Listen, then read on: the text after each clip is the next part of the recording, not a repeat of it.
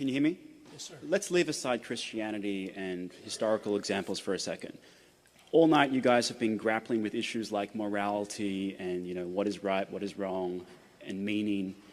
But my question is simply, why are you so afraid of subjective moral reasoning?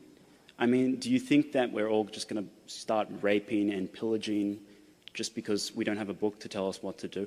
I mean, are you afraid of that? Like, I'm not, because that's not going to happen.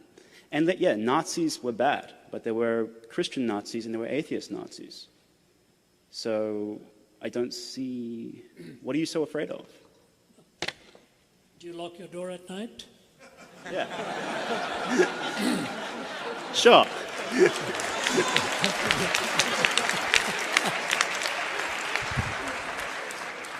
I hear what you're saying. Sounds very cavalier, though. My goodness.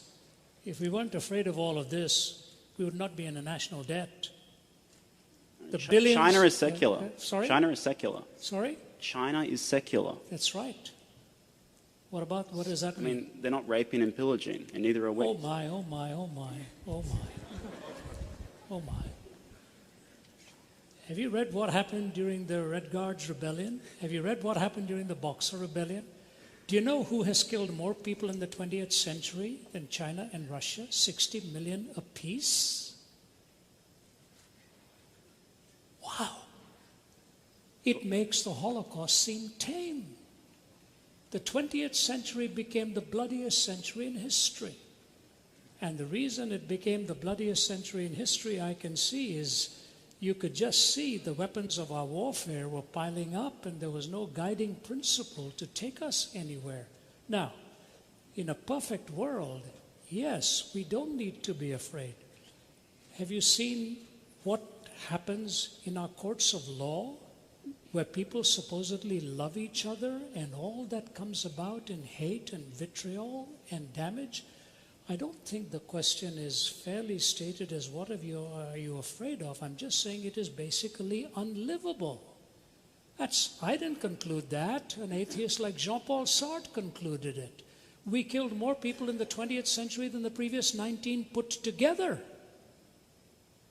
And your question is, what are we afraid of?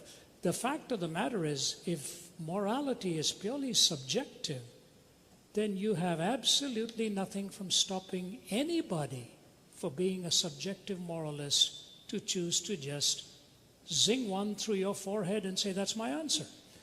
How do you stop that? Obviously, you don't believe that's the way it should be. No, neither do I.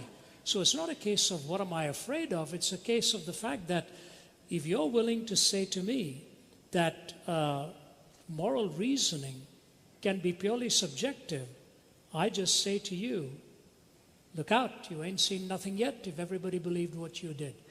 Do you know, funny, interesting, when I was in the Soviet Union, former Soviet Union, Stalin eliminated 15 million of his own people. 15 million of his own people. And at the Center for Geopolitical Strategy, they didn't want to even name his name and so on. His daughter, Svetlana, made the comment. It is quoted both by Malcolm Muggeridge in his writings and by historian Paul Johnson in Modern Times. Svetlana was standing by the bedside of her father before he died. She said the last thing he did was clench his fist toward the heavens one more time, put his head back on the pillow, and he was gone. This is his daughter raising the question, whatever got into my father to have that kind of hatred and hostility? And when 15 million were killed of his own people, it is interesting that the faculty members and the general who chatted with me there, my wife will tell you, sat around the table with tears in his eyes when he watched what had been done to his own country by his own leadership. So subjective morality would be very good if we all wanted to be nice people and live around each other without any fear of each other. But the reason you lock your doors and the reason we have our police and the reason we have our military and the reason we have our law courts is because when subjective morality becomes totally subjectivized, this is what happens in society. So it's a great idea, but I hope nobody absorbs it. Thank you. We go on to the next one there. Thank you.